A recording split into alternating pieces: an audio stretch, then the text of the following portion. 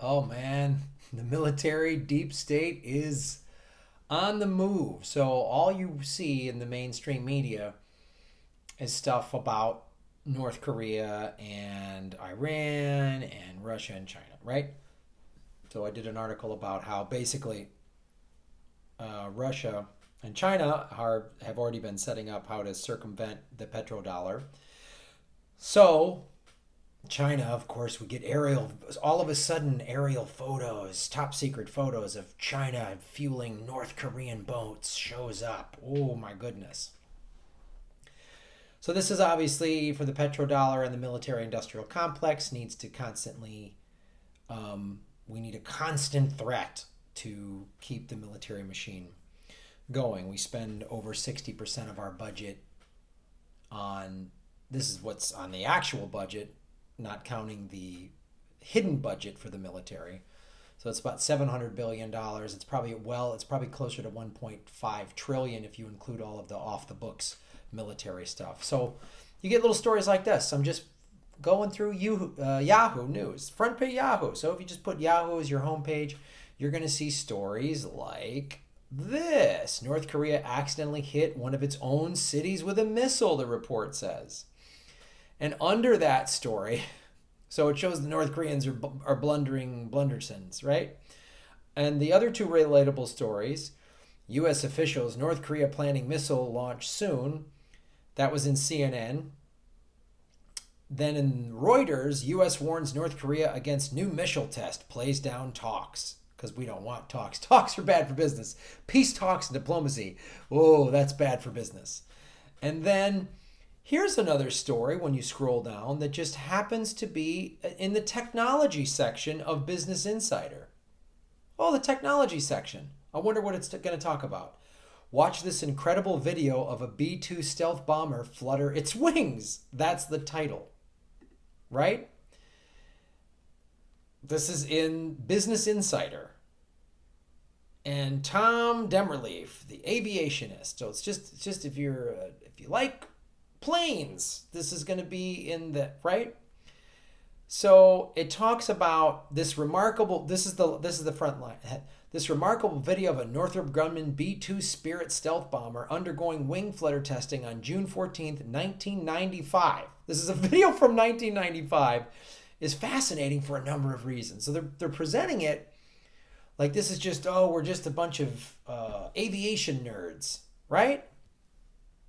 And then they talk about the B-2 Spirit is approximately 80% composite, mostly carbon fibers. Some of the structural framework internal to the B-2, especially where the wing bends into the fuselage and the largest fuel tanks are located, is titanium and aluminum. So they talk, that's all just nerd video. Just, oh, we're just talking about nerd stuff, right? And the materials. In the case of this B-2 video, the carbon fiber composite material in the wings is engineered to absorb energy from aerodynamic stress and bend significantly in the vertical axis with little change in flight attitude during the flexing. Oh, that's interesting. Wow. Now we get into what it's really about, right? Not just talking about how great it is. Eventually, all materials fail. The number of normal fatigue cycles a material can endure prior to failure is part of its fatigue limit. Ooh. So, the article starts going into, we got to upgrade the B-2. Oh, there it is. Our B-2 stealth bombers are old. Probably because Obama and the Democrats they're right. That's sort of the Republican is the thing. But it's like, no, Obama didn't. Obama ramped up the military.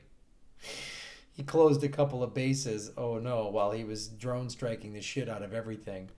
Um, so then it goes into this. As a result, carbon fiber structures in aircraft can be more durable than alloy structures. One of the reasons for the growing use of carbon fiber composites in advanced aircraft like the B-2 and the future aircraft like the B-21 Raider. Oh, we're the B-21 Raider. B-2s will remain structurally sound to approximately 40,000 flight hours. Ooh. B-2 Spirits have not implemented an aircraft structural improvement program, ASIP, as we have seen on the primarily alloy B-52 heavy bombers.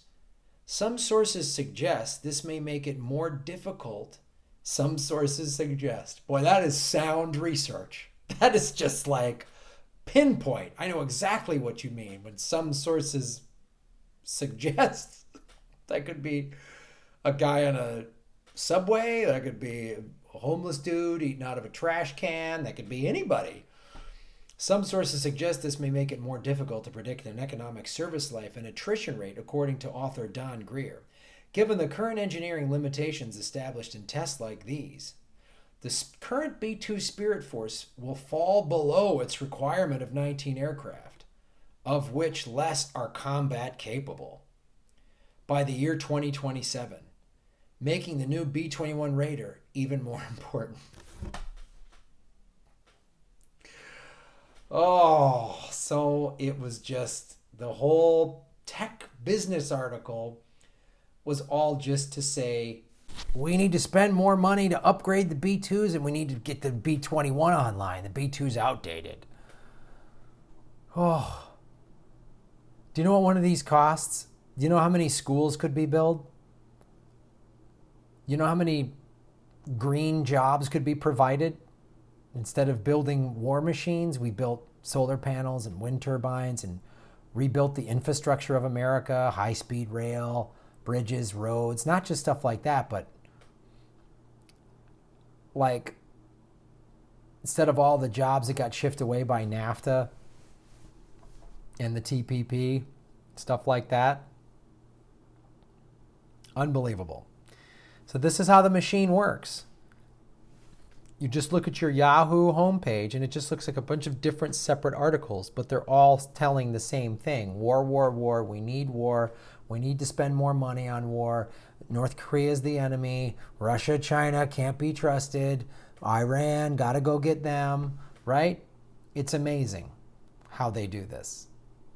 And it's like, North Korea's, North Korea, boy, they've drone striked poor people. They have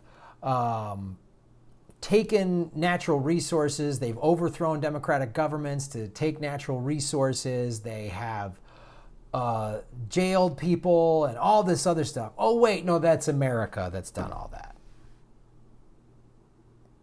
So once you understand what is motivating everything, which is oil and military, and that's how the American empire works, then everything makes sense. These aren't just random stories. These are all placed there for a reason. So that just the natural conversation amongst Americans is, ooh, North Korea is dangerous, and boy, we got to still spend money on war.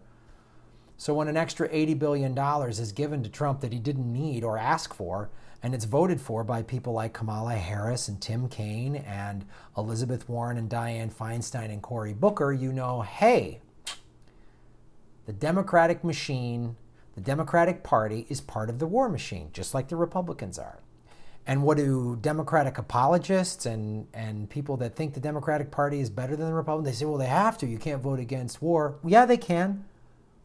If they're really against it, then they should be against it. Well, Elizabeth Warren, Massachusetts has, hires a lot of people for, they have military and defense contracting companies, so she can't do that. Yeah, well, if she was a real leader and an actual progressive instead of just a fake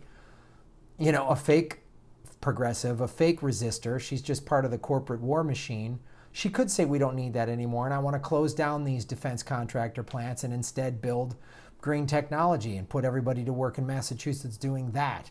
I want to give everyone in Massachusetts free college tuition. She could be saying that. Let's rebuild Massachusetts infrastructure. She could be saying that, but she's not. She's all resist Mr. Trump, and okay, she fights a couple of good fights here and there, but she's part of the machine. Here's more evidence of that. Thanks for watching the show. Thanks for supporting. Like, subscribe, and let's make Gotham great again. No more war.